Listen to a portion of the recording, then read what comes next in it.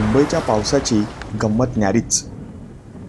सारं काही स्वच्छ होतं, पण काही घातक गोष्टीही निर्माण होतात. उदाहरणार्थ डेंग्यू आणि मलेरिया पसरवणारे डास. डेंग्यूसारखा धोकादायक साथीच्या रोगाचा प्रसार करणाऱ्या डासांवर नियंत्रण ठेवण्याचा बृहन्मुंबई महापालिकेचा पूर्ण प्रयत्न आहे. पण त्यासाठी तुमचंही सहकार्य हवं.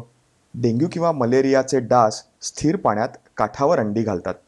या अंड्यांमधून 2-3 दिवसात अळ्या बाहेर पडतात. त्यामुळे तपासणीसाठी लोकांच्या घरात जाणं गरजेचं असतं. पण लोकांच्या घरी आम्हाला काही सहजी प्रवेश मिळत नाही. हीच सगळ्यात मोठी अडचण आहे. मॅडम, आम्ही BMC कडून आलो आहोत. तुमच्याच घरात किंवा आसपास डेंग्यू मलेरियाचा प्रसार करणारे डास आहेत याची तुम्हाला कल्पना आहे का?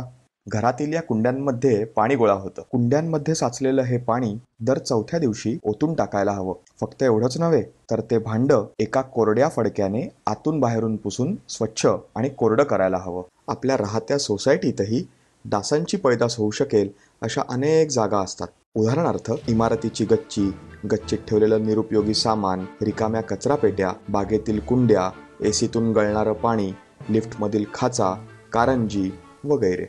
आपणास विनंती आहे, आपल्या सोसायटीमधून स्वइच्छेने 4 किंवा 5 लोक पुढे आले तर त्यांना मॉस्किटो ब्रीडिंग डिटेक्टर म्हणजेच डास अळी शोधक म्हणून निवड करून बृहन्मुंबई महानगरपालिकेच्या पेस्ट कंट्रोल डिपार्टमेंटद्वारा डेंग्यू डास पसरणाऱ्या डासांची उत्पत्ती रोखण्याबाबत प्रशिक्षण देण्यात येईल.